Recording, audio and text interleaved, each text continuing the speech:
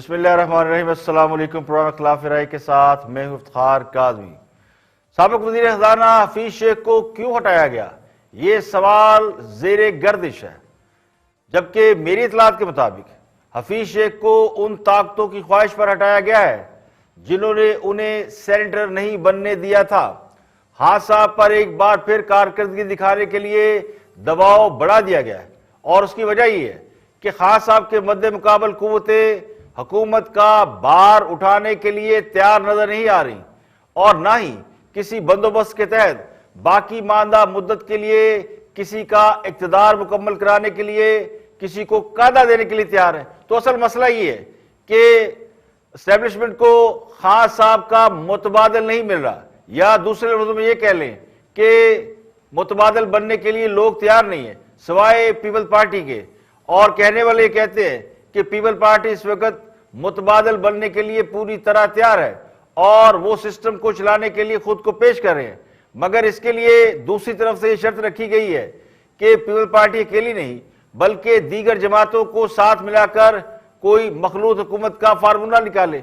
तो people party भी ये अच्छी तरह समझती है, पुरानी पॉलिटिकल जमात है, तो वो समझती है कि इस वक्त एस्टेब्लिशमेंट मुश्किल में है और उनके पास चॉइस की कमी है।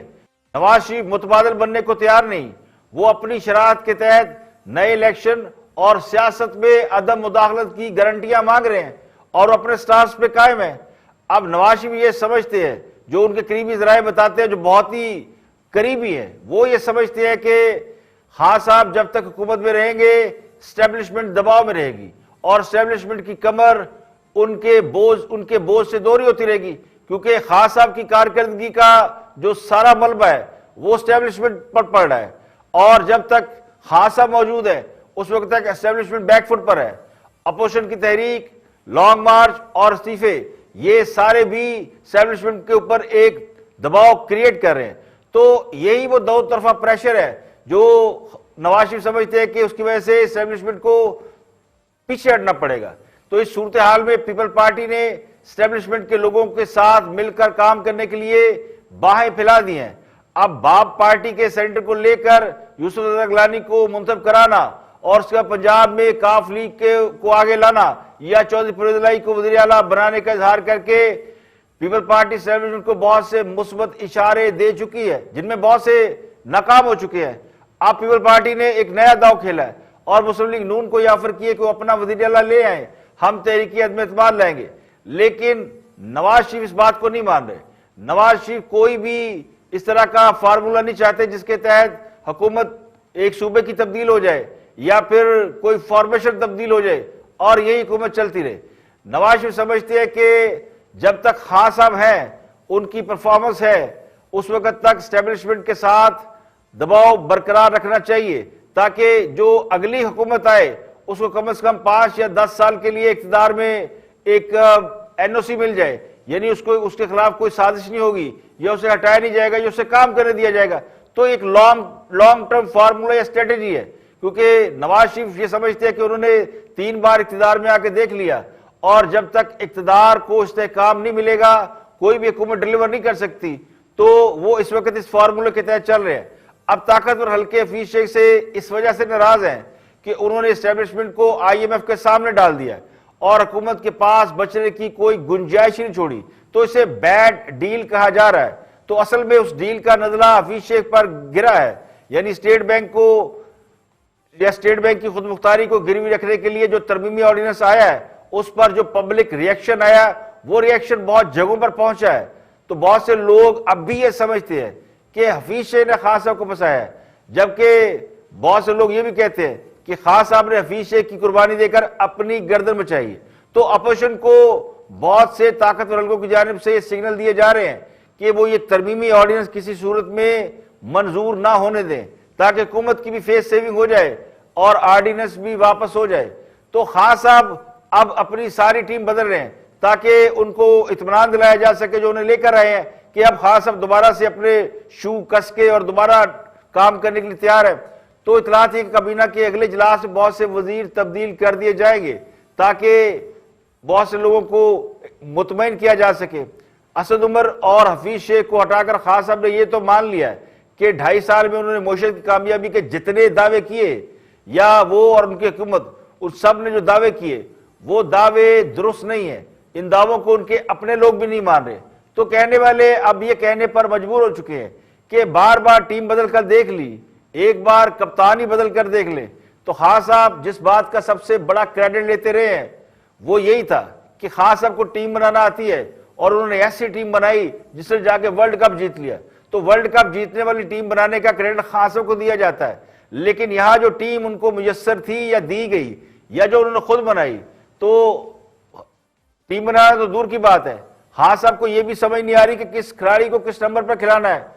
टीम वही है, 11वें नंबर वाले को कभी ओपनिंग करा देते हैं, कभी ओपनर को 10वें नंबर भेज देते हैं। तो खिलाड़ियों की पोजीशन बदली जा रही है। अब फिर बहुत सी वजारतें बदली जा रही हैं, शिबली फराज भी तब्दील होंगे, शेर रशीद की वजारत भी तब्दील होगी और कई वजारतें तब्दील हो रही हैं, जिनमें पेट्रोलिंग के ऊपर अब किसी और को ले आए हैं, नदीम बाबर की जगह पे ताबिश गोहर आ गए।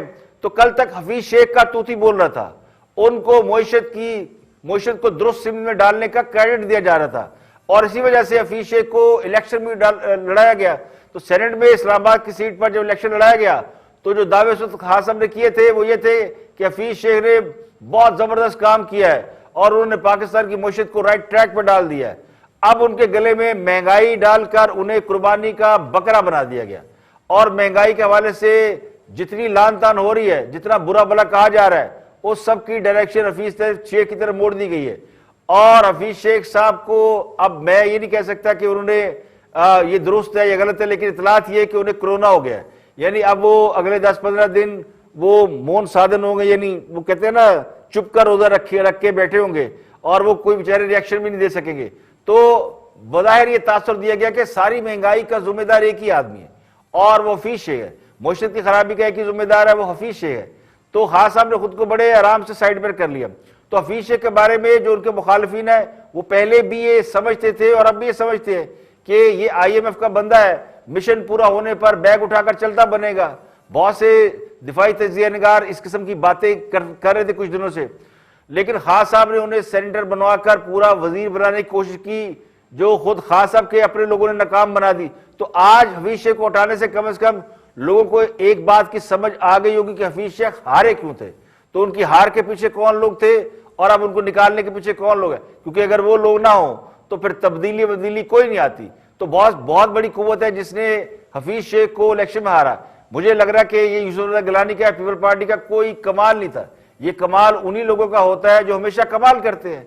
तो हफीज शेख ने अपनी शिकस्त पर खान साहब से मुलाकात करके खुद उन्हें मुस्तफी होने की ऑफर की थी, मिलने गए थे हफीज शेख, अपनी शिकस्त से दिल बर्दाश्ता थे और उन्होंने कहा कि अब मैं काम नहीं कर सकता, लेकिन खान साहब ने उसे मंजूर नहीं किया। अब खान साहब का कमाल ये है कि वो किसी को रुखसत करते हैं तो फिर इज्जत के साथ रुखसत नहीं करते, उन्हें कभी बाइज्जत रुखसत होने का मौका नहीं देते। एक ट्रैक रिकॉर्ड है, जितने लोगों ने खान साहब का साथ छोड़ा या खान साहब जिनको फारग किया उनके बारे में जो कहा जाता है या सुना जाता है या जिन इल्जाम के तहत वो फारग हुए वो बड़े बड़े इल्जाम थे। वो जो मुशीर सेहत थे डॉक्टर जफर मिर्जा, वो भी जब काम कर रहे थे तो बड़ा उनको क्रेडिट दिया जाता था, जिन्होंने कोरोना पे काबू पाया और पता नहीं क्या किया और क्या किया। जब वो रुखसत हुए तो उन पर फिर वो मास्क और पता नहीं क्या बेचने का इल्जाम लगा। तो जब तक बंदा रज के जलील ना हो जाए, खान साहब के सीने में भी ठंड नहीं पड़ती, उनके अंदर कोई ऐसा जज्बा है जो जिसकी वजह से आज अपोजिशन भी उसका शिकार होती है। तो हफीज शेख को जिस इल्जाम के तहत हटाया गया कि वो महंगाई पर काबू नहीं पा सके, वो महंगाई तो एक अरसे से चल रही है और इस महंगाई को तो खान साहब डिफेंड करते हैं और कहते हैं महंगाई अपोजिशन की वजह से है, ये पिछली हुकूमतें जो है वो बुरे काम कर गई हैं और पता नहीं क्या उन्होंने किया है। तो एक अरसे से वो महंगाई का जिम्मेदार अपोजिशन को ठहरा रहे हैं, साबका हुकूमतों को ठहरा रहे हैं, लेकिन आज उन्होंने सारा मुद्दा डाल दिया हफीज शेख पे। अब हाथ से आपको अच्छी तरह मालूम है कि हफीज शेख को हटाने से महंगाई कम नहीं होगी, लेकिन वो कौन सा ऐसा बहाना है कि वो बहाना बना के हफीज शेख को हटाएं। अगर वो बहाना IMF और स्टेट बैंक का बनाते तो फिर उसका मतलब है कि उन्हें खुद से वो वाला ऑर्डिनेंस कैंसिल करना पड़ता, वापस लेना पड़ता। तो उन्होंने ये नहीं किया, लेकिन एक बहाना बना के उनको फारग कर दिया। अब हाँ, हमाद अजहर साहब वज़ीर खजाना बने, हमाद अजहर का अपना ट्रैक रिकॉर्ड है, यंग है, एनर्जेटिक है, लेकिन उनको कोई तजर्बा इसका नहीं है। अगर आप समझते हैं कि 2-2.5 साल में उन्होंने बहुत कुछ सीखा है और उनको ये सारे मैकेनिज्म पता है तो बड़ा मुश्किल है।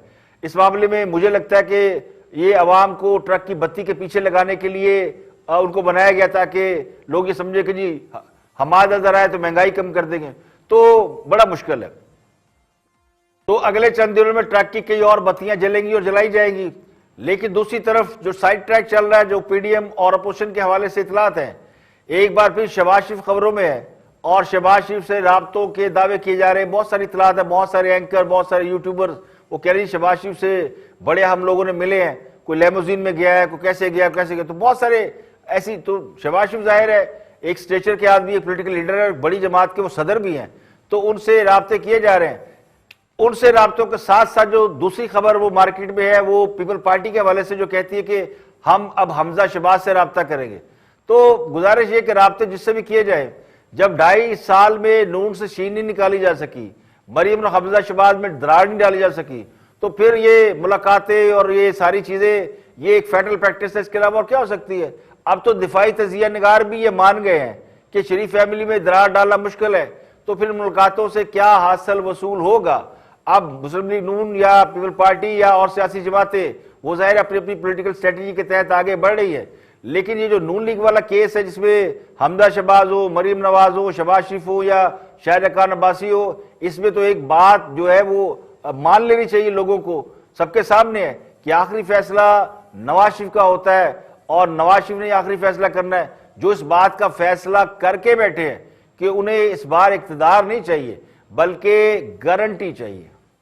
जुर्म ये कि मास्क लगाना भूल गए और सजा ये है कि आपके साथ वो सलूक किया जाएगा जो इस मुल्क में चोरों और डाकुओं से भी नहीं होता। चोरों और डाकुओं को तो फिर एहतराम से डील किया जाता है क्योंकि चोरों और डाकुओं से बहुत सा माल भी मिल जाता है।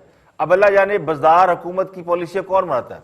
तो इस वक्त जो पाकिस्तान में कोरोना फैला हुआ और पंजाब में कोरोना के हवाले से जो एक्शन लिए जा रहे हैं उसमें पंजाब पुलिस का बड़ा रोल है और पंजाब पुलिस ने जो सलूक शहरियों के साथ शुरू कर रखा है वो बिल्कुल उसी तरह का है जिस तरह कश्मीर में भारतीय फौज का है।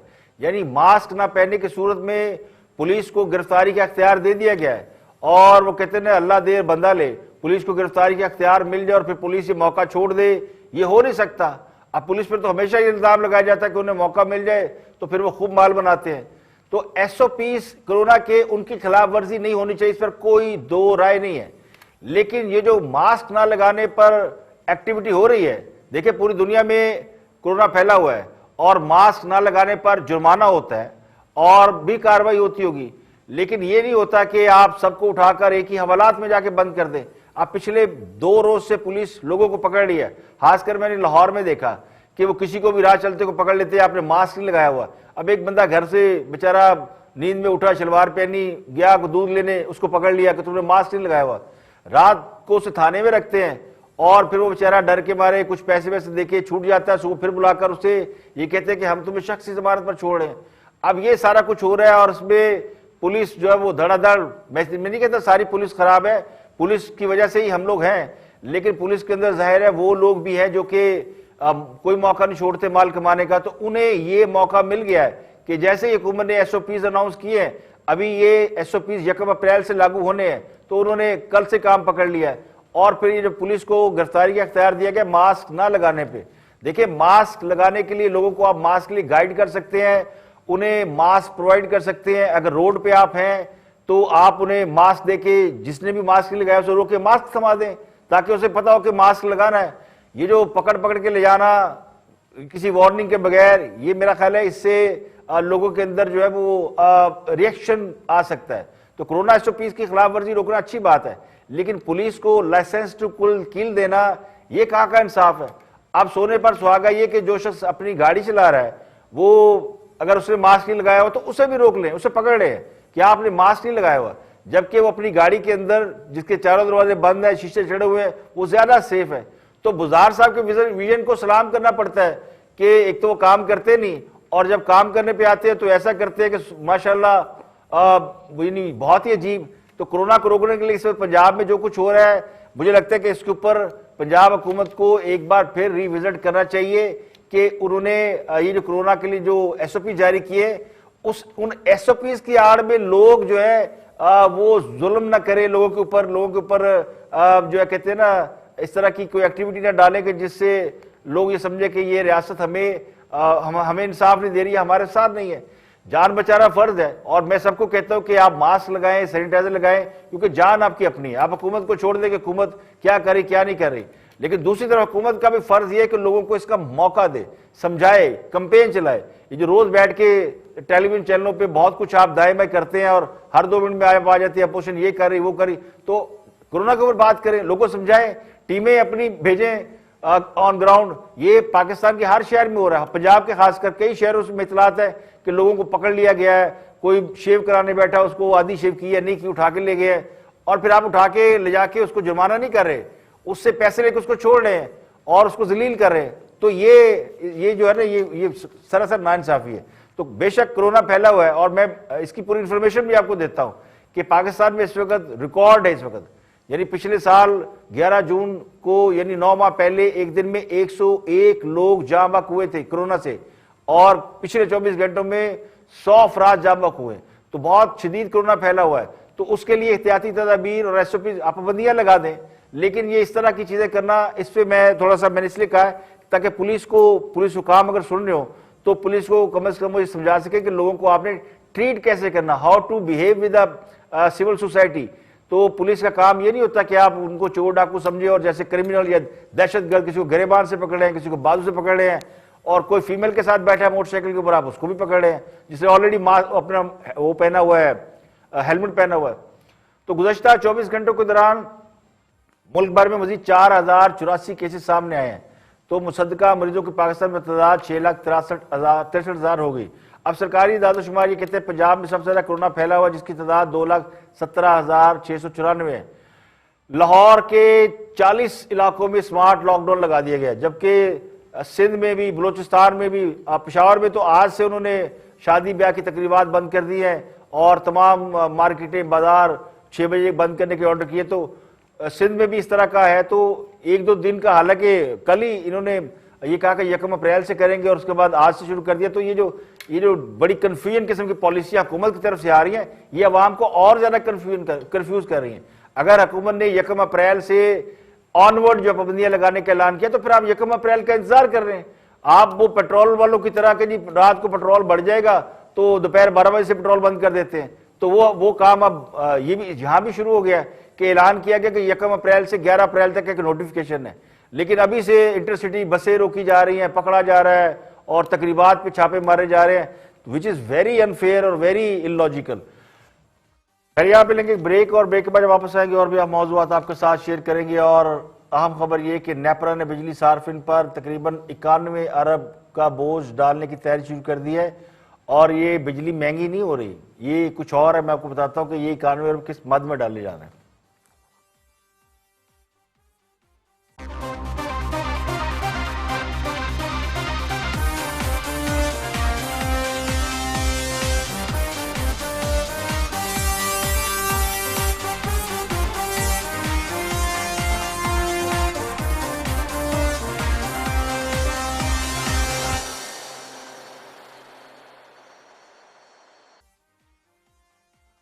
Welcome back. आप देख रहे हैं प्रोग्राम इख्तिलाफ राय और मैं हूं इफ्तिखार काज़मी। ब्रेक के बाद हाजिर खिदमत है। अब बिजली पैदा करने वाली कंपनियों ने जो अपनी गलतियां हैं उनका पैसा आवाम से वसूल करने का फैसला किया है, यानी लाइन लॉसेस, अदायगियों, ऑपरेशन एंड मेंटेनेंस के अखराजात आवाम से वसूल करने की तैयारी की जा रही है और बिजली सार्फिन पर तकरीबन 91 अरब 36 करोड़ रुपए का बोझ डाला जा रहा है। नेपरा से जो बिजली कंपनी है उन्होंने नेपरा को दरख्वास्त दी है कि बिजली सप्लाई के दौरान होने वाले नुकसानात जो है उनकी जो कीमत है, वो जो खराजात हैं, यानी जो बिजली सप्लाई करने वाली कंपनियों की अपनी खामियां, गलतियां, कोताहियां हैं, लाइन लॉसेस और अदायगी उन्होंने करनी है या उनकी मेंटेनेंस है, वो सब अब आवाम की जेब से वसूल की जाएगी। तो ये तकरीबन 91 अरब 36 करोड़ रुपया बनता है और ये 2 समाही में एडजस्ट किया जा रहा है। पहली समाही में 44 अरब 70 करोड़ रुपए और दूसरी समाही में सार्फिन से 40 अरब 65 करोड़ रुपए वसूल किए जाएंगे। अब अगर आपको बिजली के बिल आए ज्यादा तो ये मत समझिएगा कि चूंकि आपने पंखा चलाया तो बिल ज्यादा आ गया या AC चलाया ज्यादा आ गया। ये इजाफी रकम वैसे ही वसूल की जा रही है, यानी जो बिजली कंपनी के अपने अखराजात हैं वो उनका बोझ भी अवाम पे डाल दिया गया है। तो दूसरी तरफ डॉलर की बात करते हैं। डॉलर की कदर में जो है वो मुसलसल कमी हो रही है। ये एक अच्छी खबर है कि पिछले 8 माह में डॉलर की कदर में तकरीबन 15 रुपये की कमी हुई है। अब डॉलर की कदर में कमी की जो वजह बताई जाती है, पिछले साल डॉलर 167 पे था और पिछले 6-7 महीनों में ये मुसलसल ड्रॉप डाउन हो रहा है। कहा जाता है कि इसकी बड़ी वजह डॉलर की मांग में कमी। अब हमारे पास डॉलर बड़े हो गए, तरसीलात ज़र है, हमने कुछ बॉन्ड बेचे हैं, कुछ और गवर्नमेंट ने स्कीमें चलाई हैं, तो डॉलर तो बहुत हो गया है। तो जो डॉलर की मांग में कमी है वो आसान लफ्जों में बता देते हैं कि जब कोई कारोबार नहीं होगा, दुनिया से आपकी ट्रेड ही नहीं हो रही, तो फिर डॉलर की डिमांड में फितरी है कमी आना। जो ट्रेड डेफिसिट हमारा कम हुआ है उसकी वजह यह कि हमने बाहर से चीज़ें खरीदना छोड़ दी। तो जब बाहर से चीज़ें खरीदी नहीं जा रही तो हमें डॉलर की जरूरत नहीं पड़ी। तो इसी वजह से मार्केट में डॉलर की डिमांड में मुसलसल कमी आ रही है। पिछले 8 माह में डॉलर की कीमत में तकरीबन 8.5% कमी है, या ये कह लें कि 14.5-15 रुपये कमी हुई है। तो इस वक्त डॉलर पिछले 22 माह की कम तरीन सतह पर पहुंच चुका है। वो जो हम डॉलर को बहुत कहते हैं कि डॉलर बड़ा हाई है, तो इस वक्त डॉलर जो है वो बहुत ही नीचे आ गया और उसकी कीमत में तकरीबन 15 रुपये कमी हुई है। तो डॉलर की कदर में जो कमी की वजूहात बताई जाती हैं, जो सरकारी ज़राए कहते हैं, वो कहते हैं तरसीलात ज़र में इजाफा हुआ है और इसके अलावा हमने जो गैर मुल्की कर्जे अदा करने थे वो भी हमें अदा नहीं करने पड़े, वो सारे रीशेड्यूल हो गए या आगे चले गए हैं। तो अब हुकूमत को डॉलर की जरूरत नहीं, पब्लिक में भी डॉलर की कोई जरूरत नहीं, दरामदात हमने बहुत कम कर दी हैं। तो इसके अलावा बरामदात हमारी हो रही है तो उससे डॉलर आ रहा है, तो बाहर से भी रेमिटेंस बढ़ रही हैं। तो ये फैक्टर है डॉलर इनटेक करने की। तो डॉलर हमारे पास आ रहा है, अब डॉलर आ रहा है और डॉलर खर्चने के लिए, खरीदने के लिए लोग इंटरेस्टेड ही नहीं है, क्योंकि जब तक आप बाइंग नहीं करेंगे, दुनिया के साथ ट्रेड नहीं करेंगे, जिनकी दुनिया की ट्रेड जो है वो रुपयों में नहीं होती, वो डॉलर के अंदर होती है। तो जब आप दुनिया के साथ कोई ट्रेड कर ही नहीं रहे तो फिर डॉलर की जरूरत नहीं। तो अब आप जोड़े डॉलर, कल तक जो रोते थे ना कि जी डॉलर नहीं है, ये हो गया वो हो गया, तो अब उनके पास डॉलर तो ढेरों हैं लेकिन कारोबार कोई नहीं है।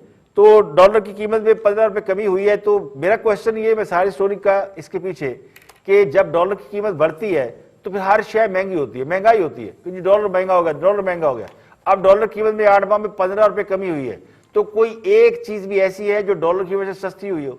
तो जो अवाम को समरात देने हैं डॉलर सस्ता होने के, वो अवाम तक नहीं पहुंचे। जिस तरह पेट्रोल दुनिया भर में सस्ता हुआ तो उसके समरात पाकिस्तान की अवाम को नहीं पहुंचाए जा सके। पेट्रोल भी जब महंगा होता है तो हर चीज महंगी हो जाती है, डॉलर भी महंगा होता है तो हर चीज महंगी हो जाती है। ये दो फैक्टर ऐसे जो मुश्किल के अंदर इन्फ्लेशन का बाइस बनते हैं। अब ये दोनों फैक्टर दुनिया के अंदर ड्रॉप डाउन हो चुके हैं, लेकिन हमारे यहाँ पेट्रोल वो भी आसमान को छू रहा है और डॉलर की कीमत में 15 रुपये कमी के बावजूद हम लोगों को उसके समरात नहीं देते। तो इसे कहते हैं बैड मैनेजमेंट और इनकॉम्पिटेंस। ये जो हम कहते हैं कि असल मसला ये नहीं है कि आप नए हैं या तजर्बा नहीं, असल मसला ये है कि ये इनकॉम्पिटेंस है, काबिलियत का फुकदान है, ये मैनेजमेंट का फुकदान है। ये गवर्नमेंट को पता होना चाहिए कि किस जगह से आपको फायदा हो रहा है, किस जगह से नुकसान हो रहा है। और अगर आपका डॉलर गिर रहा है और रुपया मजबूत हो रहा है तो कम से कम पब्लिक सेक्टर में तो उसका कोई बेनिफिट जाना चाहिए। लोगों को पता होना चाहिए कि यार ठीक है, महंगाई हुई थी क्योंकि डॉलर महंगा हो गया था, पेट्रोल महंगा हो गया था, अब महंगाई कम होनी चाहिए क्योंकि डॉलर नीचे गिर गया। लेकिन इसके समरात से महरूम है क्योंकि पता ही नहीं किसी को कि इसके समरात पहुंचाने कैसे। तो हम जो बार बार जो क्रिटिसिज्म करते हैं या क्वेश्चन उठाते हैं उसकी वजह यही है कि आपको मसाइल का पता है और आप मसाइल बताते भी हैं, लेकिन आपके पास इसका हल कोई नहीं है।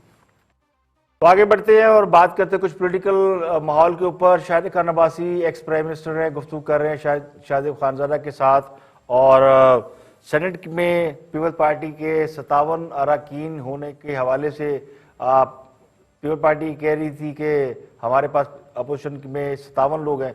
तो शाहिद खान अब्बासी ने एक क्वेश्चन रेज किया कि अगर 57 लोग हैं तो फिर आप चेयरमैन के खिलाफ तरीके एतमाद ले आए या तो अदम एतमाद ले। तो क्या कहते हैं शाहिद खान अब्बासी, अब भी देखते हैं।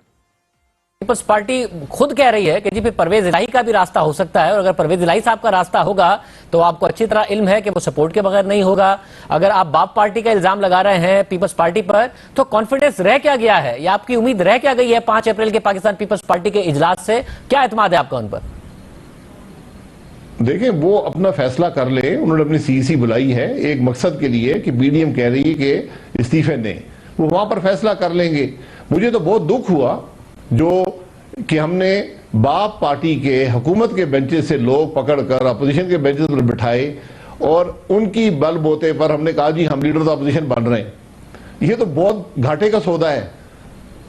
आप अब देख लें कि 57 मेंबर आज सेनेट के अंदर अपोजिशन बेंचेस में बैठे हैं।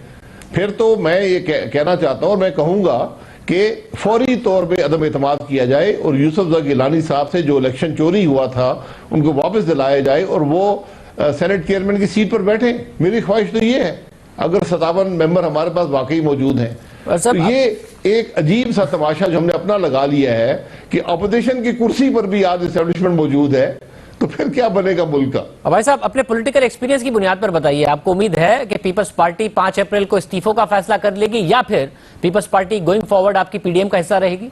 अगर वो सियासी जमात है, अगर वो सियासी मुस्तकबिल के बारे में सोच रहे हैं तो वो यकीनन इस पर सही फैसला करेंगे। लेकिन जो कुछ सेनेट के अंदर हुआ उसने कम से कम मुझे तो बड़ा पेसिमिज्म है उनके फैसले के बारे में।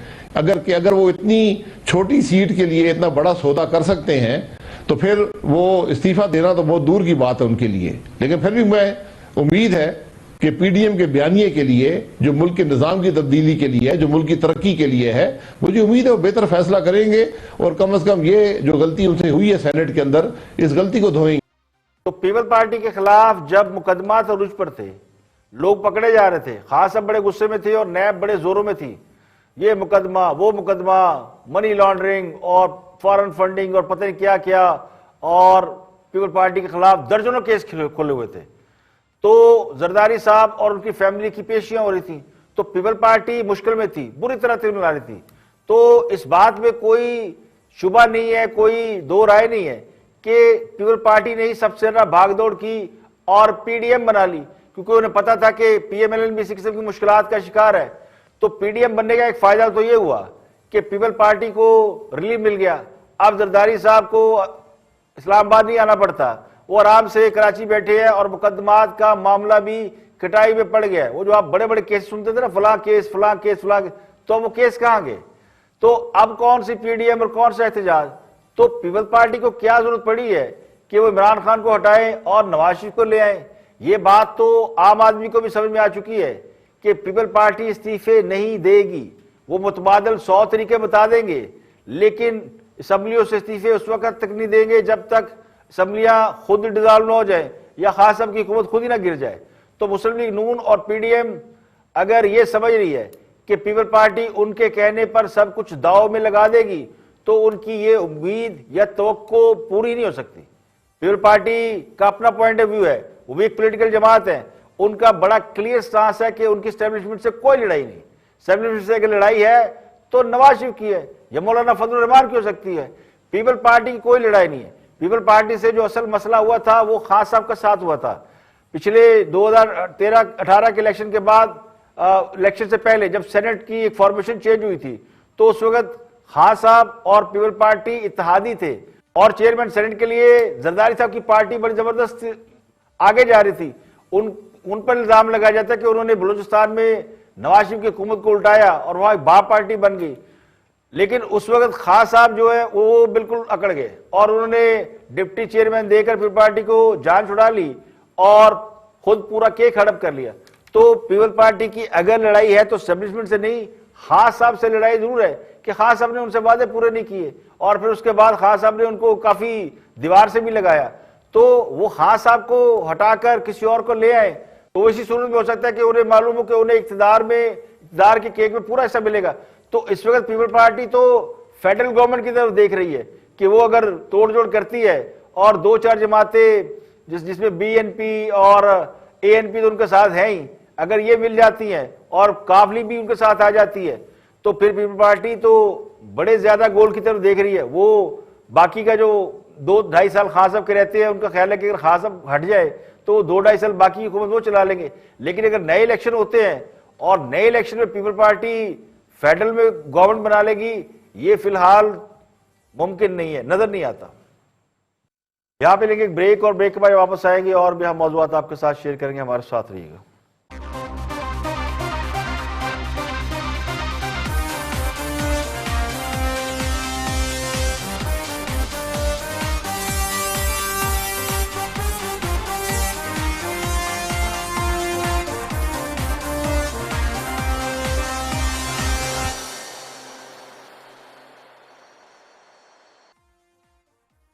Welcome back. आप देख रहे हैं प्रोग्राम इख्तिलाफ राय में इफ्तिखार काज़मी। ब्रेक के बाद हाजिर खिदमत है। FBR के साबिक चेयरमैन शब्बर जैदी गुफ्तगू कर रहे हैं हफीज शेख को हटाए जाने के ऊपर, महंगाई के ऊपर और शुगर माफिया के ऊपर। उनका स्टांस देखते हैं, क्या फरमाते हैं शब्बर जैदी। जो पाकिस्तान में टैक्स कंप्लायंस का एक बड़ा इशू ये है कि प्लीज जी आप मुझे बताओ कहिए। कि शुगर डीलरों के ऊपर पाकिस्तान की 17 साल तारीख में किसी बंदे ने FIR करके उनको सामने लाया या नहीं लाया? मैं कह रहा हूँ ये इस पे कुछ नहीं हो सकता है ये छूट जाए, हो सकता है ये लोग छूट जाएं। आप कह रहे हो ना कि सजा देके जाएं, मगर मैं आपको ये बता रहा हूँ कि जो बंदे मार्केट में बैठे हैं, जो मार्केट को समझते हैं, आप उनसे पूछें क्या इस वक्त उन आड़तियों की और उन शुगर डीलरों की और पूरे बाजार की आड़तियों की टांगे नहीं कांप रही कि ये किस तरफ जा रहे हैं। सर ये बहुत बड़ा काम है, आपको उस काम का नतीजा नजर नहीं आ रहा है। और मैं तो ये समझता हूँ कि शब्बर साहब एक हिस्से से नहीं, माजरत के साथ मेरा आपसे इख्तिलाफ है। आपका एक हिस्सा है कि आपने इंक्वायरी खोली, दूसरा हिस्सा है कि आप प्राइसेस को मैनेज करें, which you fail to do for last 2 years. तो ये आपकी मैनेजमेंट नहीं है, ये फेलियर ऑफ मैनेजमेंट है। आप सप्लाई बीफ अप करते हैं, आप डराने की कोशिश कर रहे हैं कि मैं पकड़ लूंगा कीमत 115 पे चली जाएगी तो हुकूमत कहां गई। मैं आपकी बात समझने की कोशिश नहीं। ये देखिए, पकड़ना और नहीं पकड़ना वाली बात गलत है। मैं सिर्फ ये कह रहा हूँ कि जब आप किसी चीज की तय तक पहुंचते हैं ना, तो मैं सिर्फ आपको ये कह रहा हूँ कि चीनी के डीलर के बारे में कभी किसी बंदे ने आज तक आड़ती और डीलर के बारे में, मैं कहता हूँ पकड़े या नहीं पकड़े अलग बात है, मगर हमने उस चीज को कम से कम आवाम के सामने रख दिया कि यार ये की चीज है, पकड़ना है। हो सकता है मैं कमजोर इंसान हूं, मैं नहीं पकड़ सकूं, मगर आज कोई भी समझदार और मुहब्बत वतन पाकिस्तानी समझ जाएगा कि पाकिस्तान में चीनी की प्राइस ज्यादा क्यों है और कैसे है। ये अलग बात है। देखिए, हुकूमत का काम ये नहीं होता कि लोगों को ये बताए कि फला चोर है, फला चोर है, कौन चोर है, कौन ईमानदार है, कौन 2 नंबरी का है। जो हुकूमत का असल काम है वो ये कि हुकूमत कस्टोडियन होती है अवाम की। उसका काम बेईमानी, 2 नंबरी को रोकना होता है।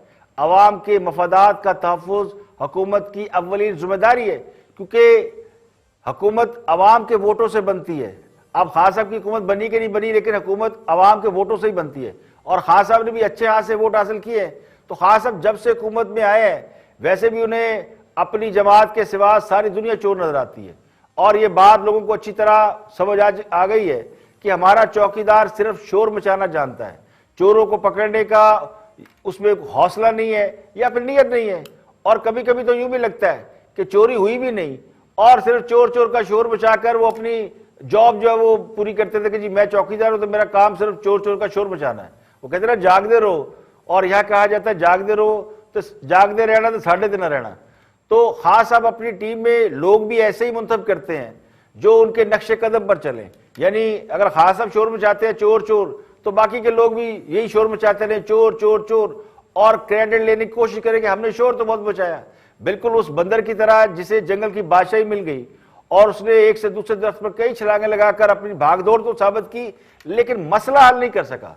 तो ये इनकॉम्पिटेंस ये जाहिर करती है। और यही मौजूदा हुकूमत और पिछले हुकूमतों में बड़ा फर्क है। ये जो हम तजिए करते हैं ना कि जी नवाज शरीफ हुकूमत ने काम किया या पिछले हुकूमत ने काम किया, ये इन्होंने काम नहीं किया, तो ये तजिए इसी बुनियाद पे होता है, एक बेंचमार्क होता है। तो मौजूदा और पिछले हुकूमत में फर्क ये है कि ये मसाइल तो बताते हैं लेकिन इनको हल नहीं कर सकते। आज के लिए इतना ही। कल फिर हाजिर होंगे मजीद खबरों, तबसरों, तजियों के साथ। प्रोग्राम इख्तिलाफ राय से इफ्तिखार काज़मी को इजाजत दे। अपना बहुत बहुत ख्याल रखिएगा।